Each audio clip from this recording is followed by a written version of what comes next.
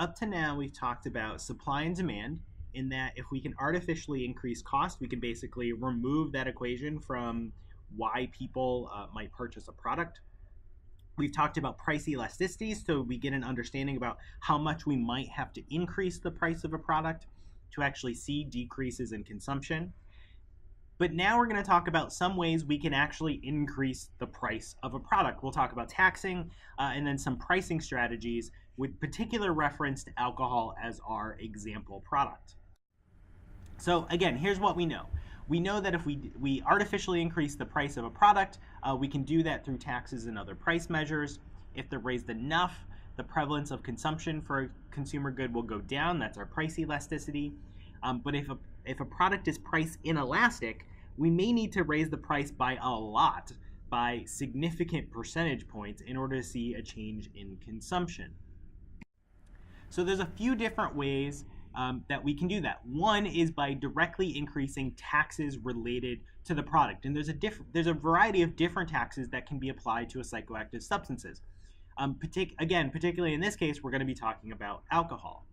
So we have our sales taxes, which is the percent of the final retail cost of the product, and it's paid directly by the consumer. So if there's a sales tax of 5%, a alcoholic beverage costs $10, whatever beverage that might be, you end up paying 50 cents on that $10.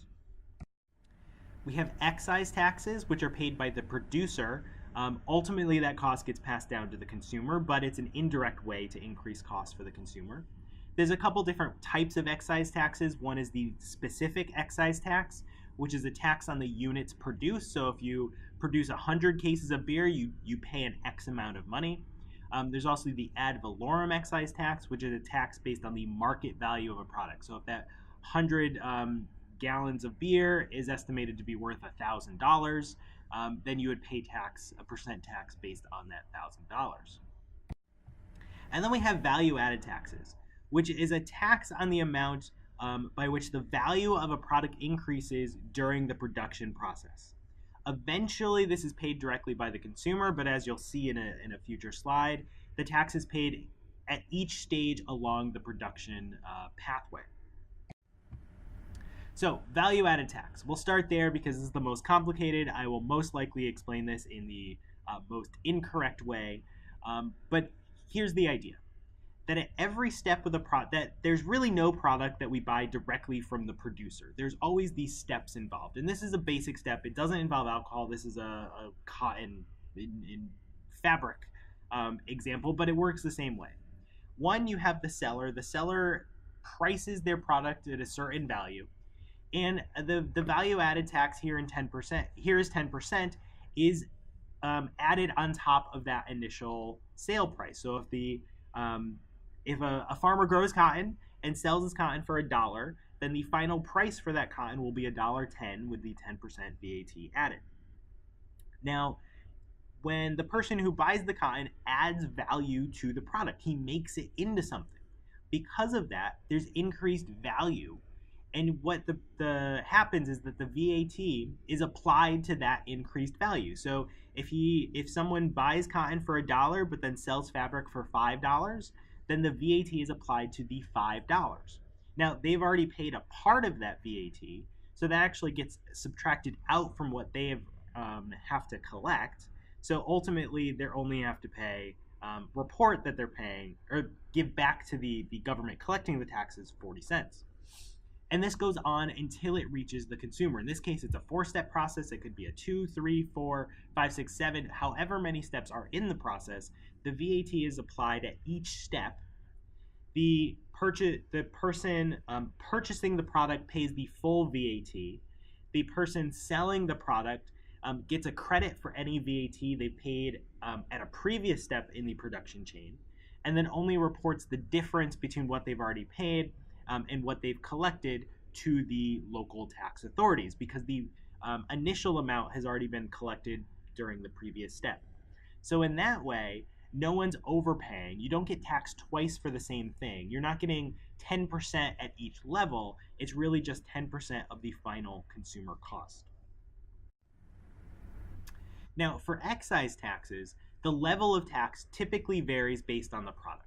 So when we talk about tobacco, cigarettes, which have the most health risks associated with it, the most research on it, are typically taxed at a much higher rate and a much different rate than other types of tobacco, particularly smokeless tobacco or roll your own tobacco. So for cigarettes, there's an excise tax in the United States of about $50 per 1,000 cigarettes. This is in comparison with 50 cents per pound of chewing tobacco. So even different units are applied, so the comparisons aren't exact, but that is a dramatic difference. It does not take a pound of chewing. Even if it did take a pound of tobacco to make 1,000 cigarettes, you're talking 100-fold difference in price. For alcohol, it's the same way. Distilled spirits are typically taxed higher than wine, which is typically taxed higher than beer. These are the current excise taxes in the United States. For beer, it's about 60 cents a gallon. For spirits, it's about $13.50 per gallon. Now, taxes are just one way to raise prices. There are other strategies out there. One is minimum pricing, one is minimum unit pricing. Now, minimum pricing creates a floor for an alcoholic beverage. Essentially, the floor is how much does it cost to produce the product. It maximizes, for the retailers, it maximizes the markup on the product, but it also prevents them from creating loss leaders. So no product can be sold below the cost of production to kind of entice people to walk into a store to get them to buy higher priced products once they're already in there. This floor, while typically at the production level, can be raised above this cost level for greater public health benefits. Does minimum pricing work? Well, yeah, it does based on existing research. So this a minimum pricing law was put into effect in British Columbia, Canada, a province on the western edge of Canada, where they increased the minimum price for alcohol by 10% between over about 8 years. So not a large increased price in over a long period of time. So you can kind of think, you can kind of hypothesize this won't be a dramatic increase. Maybe people will become accustomed to it over time. Well, despite the time that was taken to implement it, there was actually significant public health consequences for the better, positive consequences.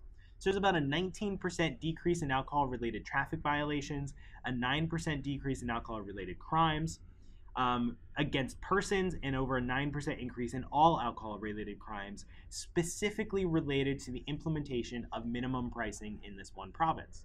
So it can work. It can not only decrease consumption, but it can actually decrease the negative consequences of excessive consumption.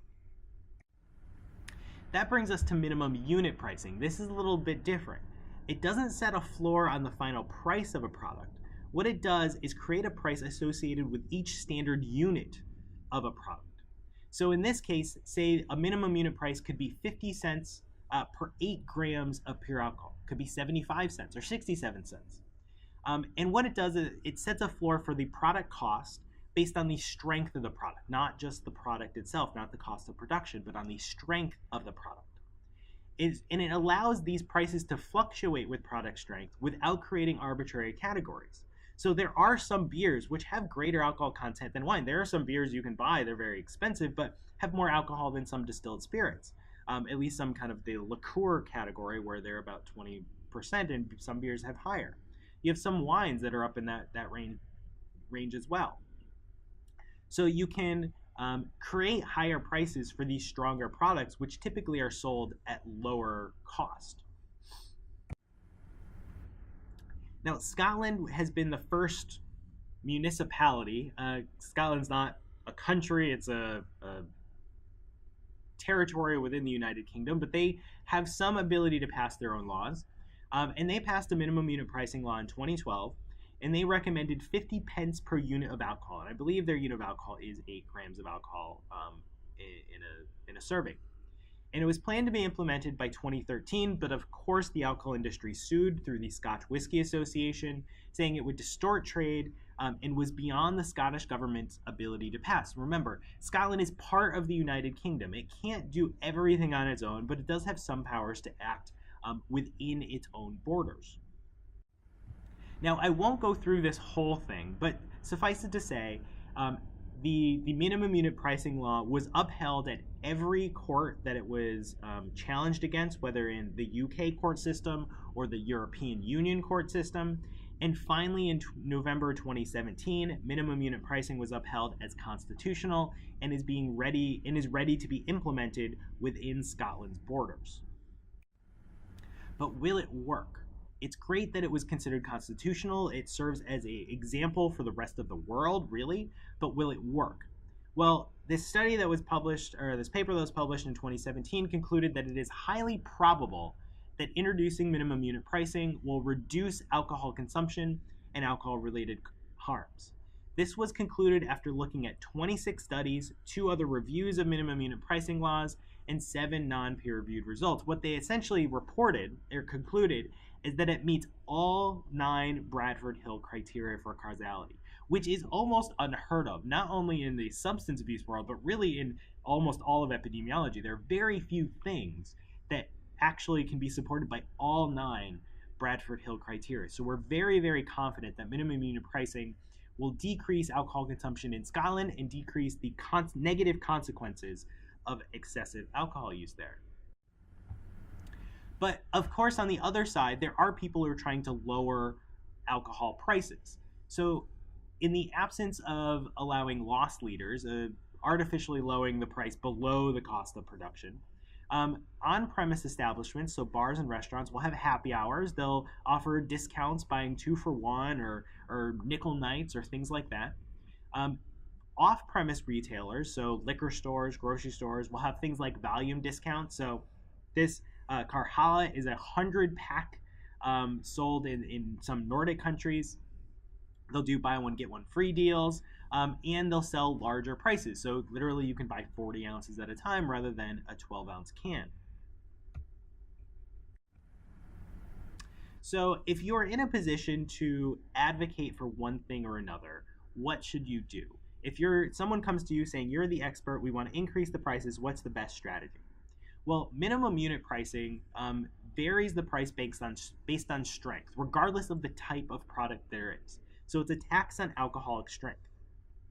So weaker beers, which would theoretically have a lower impact on public health issues, can be sold at a cheaper price. Stronger beers, stronger ciders, wines, liquors must be sold at a higher price.